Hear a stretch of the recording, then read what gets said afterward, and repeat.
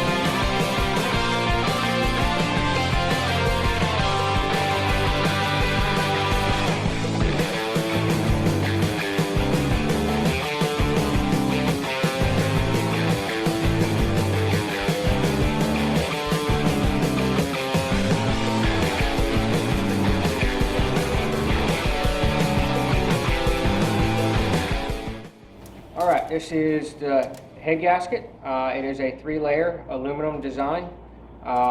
Very simple. It does have a special coating on there that allows better adhesion to prevent any leakage anywhere with the cooling system or oiling system. There is a direction on it. It does say front. You can go either way. So we'll go ahead and get, as long as this points to the front, you're good to go.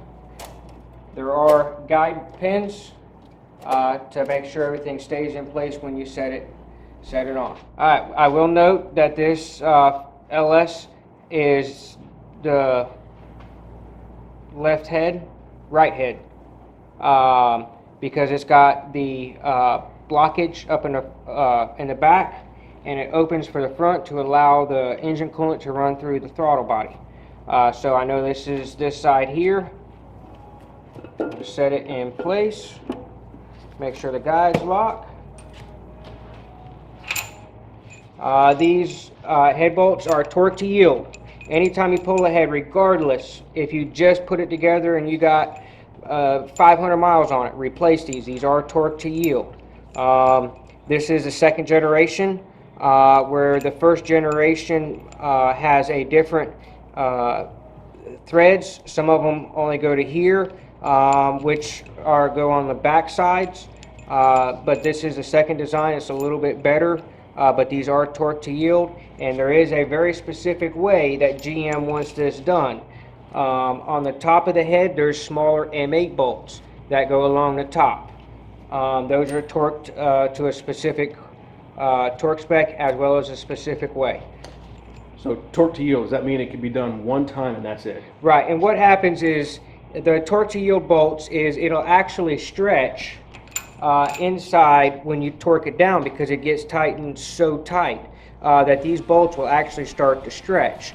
If you constantly use these over and over again, eventually they're going to break. Even if you use them one time, the possibility of them breaking is extremely high if you reuse them. So that's why they are torque to yield. Once you torque them, you replace them. One more note is this does have thread compound. It is a lock, thread locker, just to help prevent them from backing off.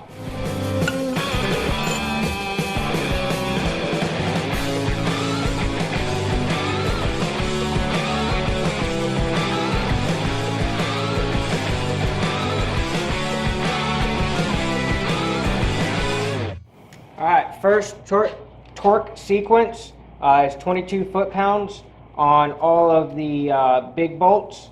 Then we'll go back in and put the small bolts in.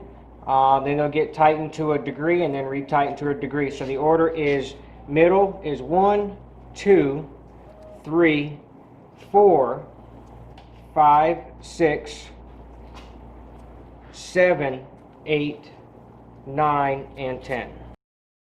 First torque is 22 foot-pounds.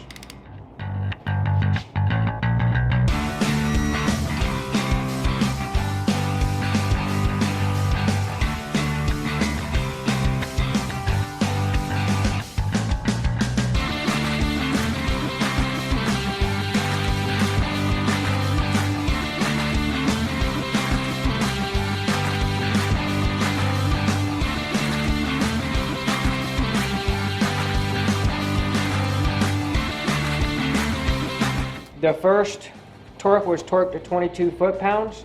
Then we're going to go back and do these larger bolts at 90 degrees in the recommended pattern. And then for the third time, we're going to go back and do it 70 degrees additional.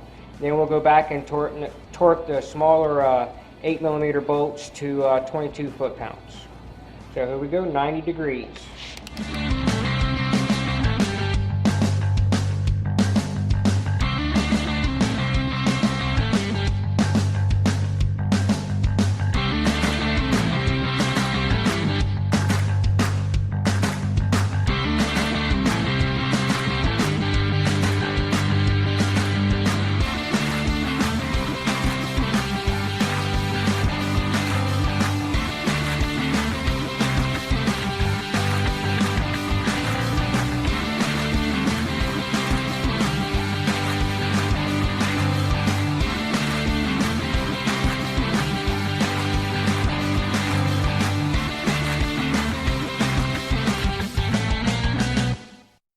Alright, so we're going to assemble the rocker arms.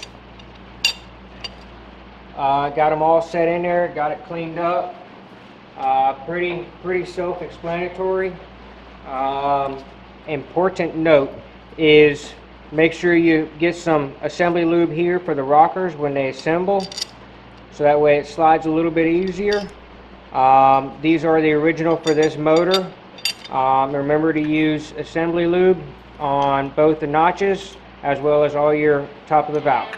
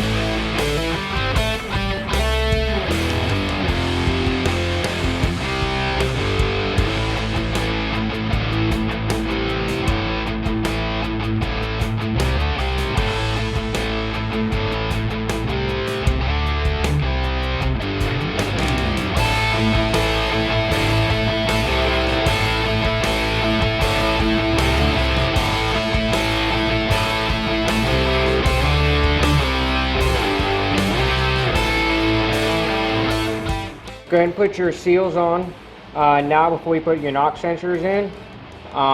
That way you don't have to fight with it. That way it seats in here and gets a nice tight seal.